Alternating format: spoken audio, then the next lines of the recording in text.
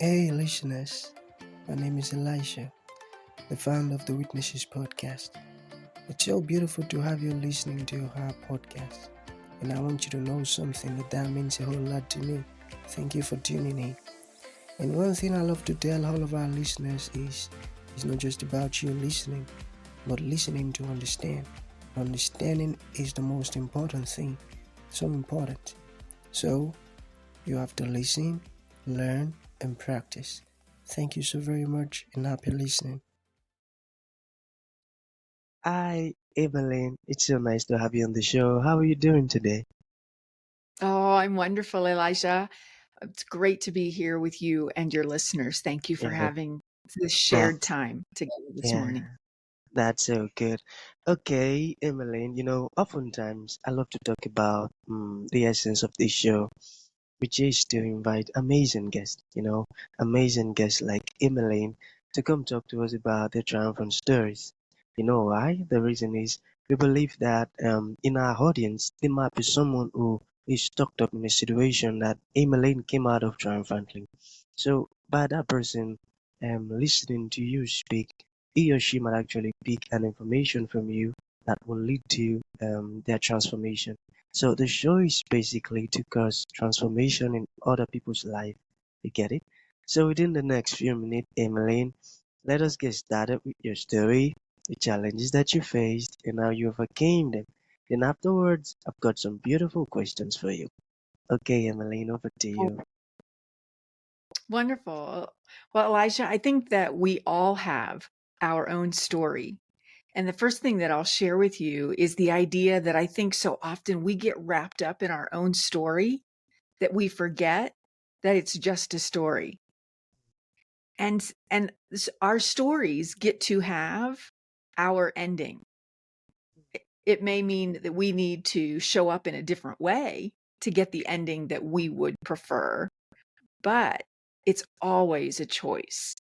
Always a choice. Even though it may feel like the universe is throwing us into a big challenge that we're not ready for, I truly believe that we are never faced with a challenge that the universe, God, whatever higher being you believe in, is there ready to support us through if we're willing to do the work. So, Elisha, a little bit about my story is I have been blessed with um, what many would call life's challenges along the way, from cancer diagnoses to my first husband was actually killed by a drunk driver just a few months after we were married. Found out at 35 years old I was adopted, had no idea prior to that. And so it's interesting because I think, Elijah, so often we think that a story has a specific beginning and a specific ending. And the reality of it is that our story is constantly evolving and constantly unfolding. And so in those moments when we feel stuck or we feel like the darkness is so heavy, no matter how bright the light, it couldn't possibly penetrate the darkness. A gentle reminder as we begin to talk about that darkness is that the presence of darkness is not the absence of light. It's the misunderstanding of where the light is coming from. So when you're thinking about a big challenge that you've got in your life, whether it's health wise, a little over a year and a half ago, I had a spinal stroke that left me a quadriplegic. And it opens up the opportunity for us to do one of many things. And sometimes we get to make that choice hourly or moment by moment. It's not just a one-time thing. And that's to decide, am I going to engage with what the challenge is? And how am I going to engage with it? So when one wakes up as a quadriplegic after a stroke, there's a lot of questions that would seem to need to be answered immediately in order for us to move forward and thrive, right? No, there's not lots of unanswered questions. There's only one. And that question is, how am I going to show up in this moment? Because every moment is fresh and new. And we get to make that choice every moment. And I'll tell you, Elisha, sometimes I've not made the right choice as to how I was going to show up. And it doesn't matter whether we're dealing with a health issue. Maybe we've received a diagnosis that is generational. And so that throws us into this mindset. Or maybe we are facing a challenge at work that we just don't feel like anybody else has really experienced, or heaven forbid, Elijah, we can't tell people about it because it would break the facade in their mind of who we are. And so this idea of no matter what the challenge is we get to choose how we're going to show up, and we get to choose whether or not we're going to engage with that challenge. Because it's only a challenge because we think it is. It's only a challenge because we wish something different was happening. And so we label it a challenge. What if we were to, instead of labeling something a challenge, what if we were to say, okay, God, okay, universe, I don't care, again, I don't care who your higher power is or what higher power you believe in, but to just really open to that higher power and say, okay, what am I supposed to learn here? What's the lesson and what's the blessing? Because there can't be a lesson without a blessing, and there can't be a blessing without a lesson. So it's all about the mindset with which we approach every question that pops up in our life. Am I going to go out with my friends this Friday? Are we going to answer that question from a place of authenticity and what fulfills our heart and what we're feeling called to? Or are we going to acquiesce to social conditioning? I've been invited, and so therefore I should go. And even though I've got these other things that I either need to do, or maybe I just need to rest, we make decisions out of a sense of obligation. That's not a decision made out of authenticity. And any decision that we make that's not from a place of our true essence opens up for the opportunity for what? Lessons. Because it's not going to unfold the way we want, because we're not being authentic in how we're engaging in it. So it's all about our mindset and choosing how we're going to show up. Choosing how we're going to show up. Elijah, I'll tell you a little secret. I've learned to do two things. The first thing is to let myself have room to be in a bad mood, to be upset about something, to be frustrated or angry or bitter or confused, but to just let myself be in that space, if even for 10 minutes. And I got to tell you, sometimes I have to set an egg timer because I can really get into that darkness if I let myself go there. Can't we all? But set that to egg timer if you need to, but let yourself feel whatever it is that you're going through. Honor it. That feeling is showing up for a reason. That emotion is there for a reason. And maybe you don't have time to deal with it in this moment, but write yourself a little note and come back to it. And if you need a buddy to walk through that challenge with, or just listen, pick up the phone, call a buddy and say, look, I just need to talk. I don't need you to fix me. I don't need you to figure it out. I don't need answers. I just need to talk. And I truly, truly believe that while relationships are very different in 2024 than they were 50 years ago, let alone 100 years ago, I believe that each and every one of us has at least one person in their circles that they could call up and say, I'm really going through something right now, and I just need you to listen. I don't need you to fix me. I'm not broken. I don't need you to give me the answer. I just need to get it off my chest so that I can get it out of my head and I can start working toward a healing solution. So there, what you're doing is you're giving yourself the gift of being able to be present with exactly how you're feeling and what you're experiencing. But you're also giving a gift to someone dear in your life that you trust them to hold dear what you're going to share, that you trust them to listen without needing to fix you. Matter of fact, you're absolving them of that responsibility. They can't fix you because you are not broken. It would be nice to have somebody to listen to for a few minutes, though, wouldn't it? To be heard, to feel seen. And we can't do any of those things if we don't start from a place of authentic living. Yes, we're going to have hard days. We don't have to cover those up in order to be happy and fulfilled. Matter of fact, if we continue to cover up those hard moments and not acknowledge them and work through them, all we do is put a larger chasm between us and our desire to find happiness, our desire to find peace, our desire to find prosperity. Because we can't deal with the darkness if we won't acknowledge its presence in our experience. Beautiful, Amilynne. I love that. Okay, let us dive into the questions. Are you ready? Are you ready? Yes, sir. Okay, all right. So, okay, I love this one. It says, let us talk about the power of self-awareness. How can one unlock one's true potential? You got that? I got it. Self-awareness is definitely a key to unlocking our potential. And the self-awareness is to be honest about the good things that we see in ourselves, as well as the things that we wish we could change or make different.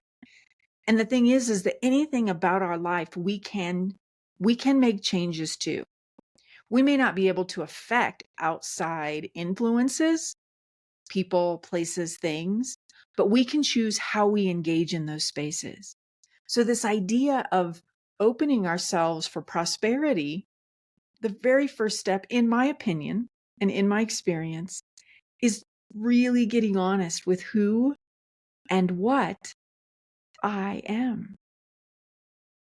Because if I don't know what truly makes me happy, if I don't know why I'm here and what I'm called to do, how am I ever going to really feel a sense of prosperity or a sense of peace? If I'm constantly showing up in environments that I'm unhappy with, or that I would rather be somewhere else, and I show up in that way, well, I committed to this, so I'm just going to do it.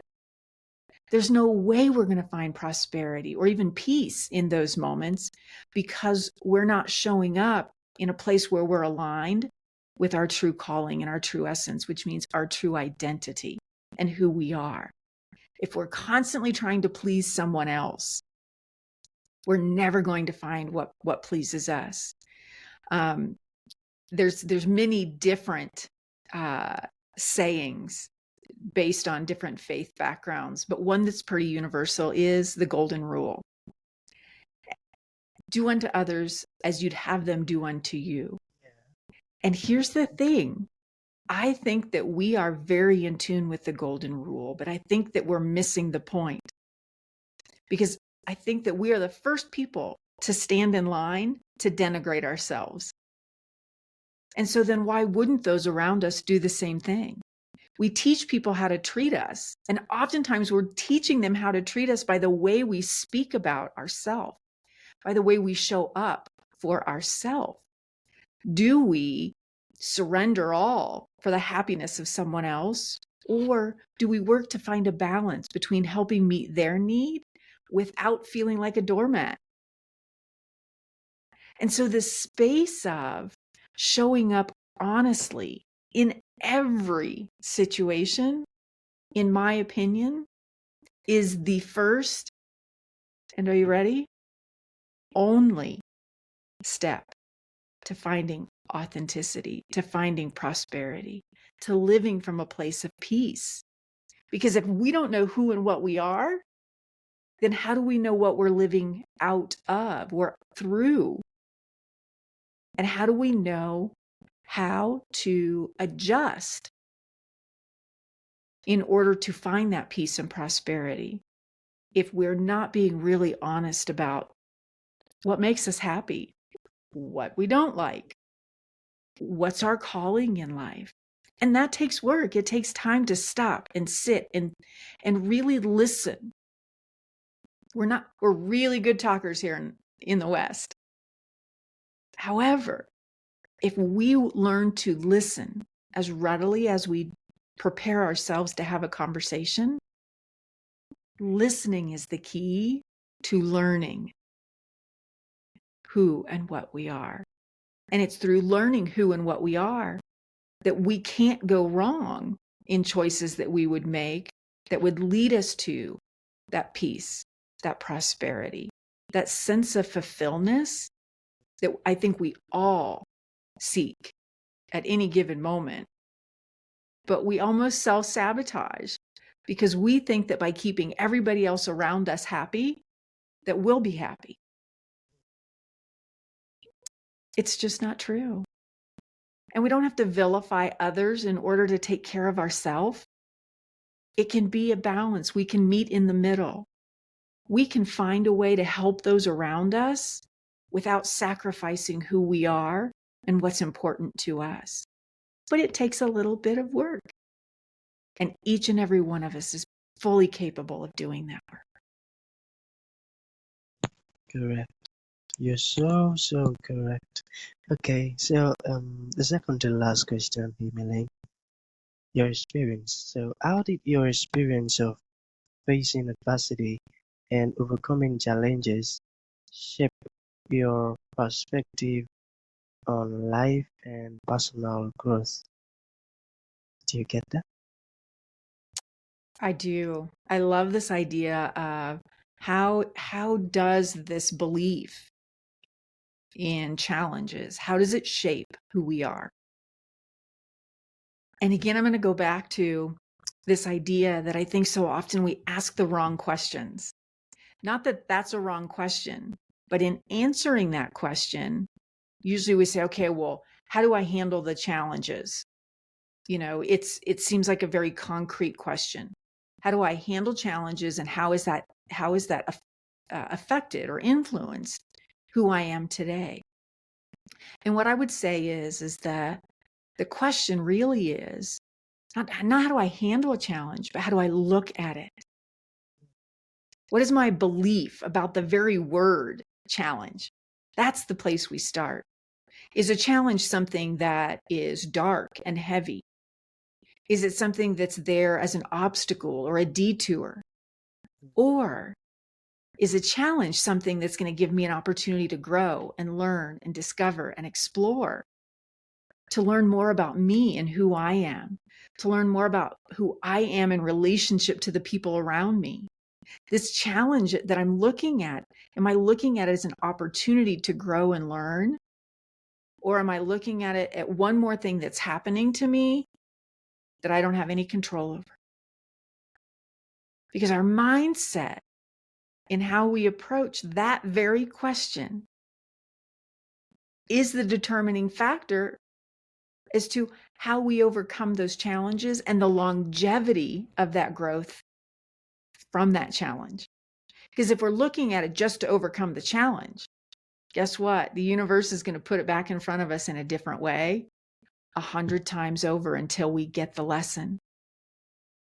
So if I can learn early on to just listen and say, okay, yes, I get what this looks like on the surface, and this is going to be hard, or this isn't what I want to do, or how could this possibly be happening to me? Again, have those feelings, honor those feelings, but then move to the next question. And the next question is, what's going on here that I can learn from? What's going on here that I can be blessed from? And then begin to move forward to live out. You're living out of the challenge. You're living through the challenge. You're not living because of or in spite of.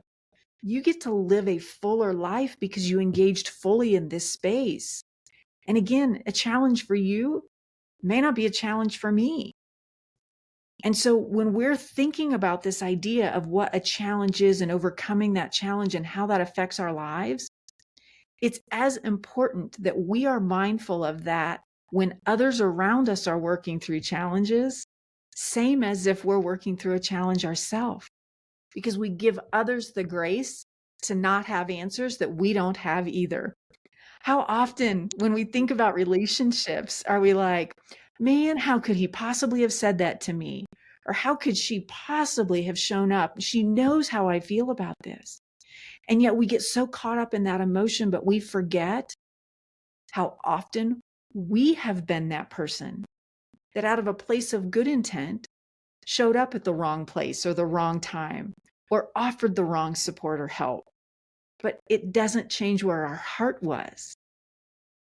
So see, again, it's how we look at things that determines how we grow from them or whether they will be, the cement shoes on our ocean dive. It'll either carry us or it will sink us. But the choice is ours. And just because we made a choice to affect or engage in something one way yesterday doesn't mean I have to make that same choice today. I can choose to show up differently in the same environment and see if that works toward feeling more authentic, to resonating with who I am, to working through the challenge in a healthy way, as opposed to, I'm just going to put my head down and barrel through this so that I can get through it, so that I can get on to the things that make me happy, right? Well, no, when we put our head through and we just barrel down, we're not learning the lesson. We're not seeing the blessing. And so 100 times over, that challenge is going to come back to us until we open to the lesson. Wow. You know, Amilynne, our conversation is so educative. You know why? Because your words are filled with amazing insight. I tell you, I love how you're explaining, and I believe that it is going to help the listeners in diverse ways. Okay, so in conclusion, Emmeline, let's say there is one piece of advice you would like to give to the audience. What would that be?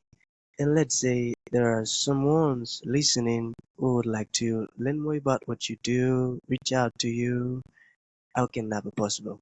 Well, two things. One, Elijah, thank you so much for having me today. And what I would suggest is that if what you've heard today resonates with you, reach out to someone, whether it's Elijah, whether it's me, whether it's a friend in your own circles, reach out. And look, you may not even know what you want to talk about, but man, I heard this great podcast today and it really brought up some questions for me. What a huge gift that is to the person that you call, as well as a gift to yourself. And to me, that's the answer. What's the one piece of wisdom that I can leave behind as our shared time together comes to a conclusion? And that idea would be, you were created. No matter what creator you believe in, you were created perfect, whole, and complete. Perfect, whole, and complete. And while we have strayed away from that perfection and that wholeness and that completeness through our human journey, the starting point was that perfection. And so the ability to return to that perfection, and we're not talking about human perfection, we're talking about that divine idea that is you, that was created by our creator for whatever purpose. And so when we think about our purpose here in life, when we think about why we're going through things or why we need to show up, it's to remember that wisdom comes from experience. Knowledge comes from books. And we get to start with the books or podcasts or conversations, but it doesn't become wisdom until we're fully experiencing what it is that we're talking about. And that means we have to get our noses out of the books. We have to take our headphones off from whatever we're listening, and we need to live and express and walk with those feet through those challenges so that our knowledge becomes wisdom, because it's wisdom that resonates with those around us. Knowledge is impressive. Wisdom changes the hearts and souls of everyone it touches. Amazing. And then the second part of that question is you asked how people could connect with me. Feel free. I'm sure on your show notes, Elijah, you'll have my website address. I've recently done a TED Talk about the vulnerability of moving from a quadriplegic, from a place of control to command. I'm on Instagram. It's just my name, Amilynne Carroll, Facebook. I'm always here to listen. And I don't believe that there is a single stranger in the world. There are parts of our soul we have yet to be reunited with. So feel free to reach out. I look forward to reconnecting with each and every one of you, and look forward to answering questions and helping to hold this space while you answer questions for yourself. Beautiful. So that's gonna be the end of the show, Amilynne. Thank you for your time and thank you for honoring the invite. It really means a whole lot. Thank you. Thank you, Elisha. Have a blessed day. Thank you for tuning in to this incredible episode. Your support means the world to us, and we truly value you. We look forward to having you join us for the next episode. If you enjoyed what you heard, please consider rating and reviewing us on Apple Podcasts. Your feedback is greatly appreciated.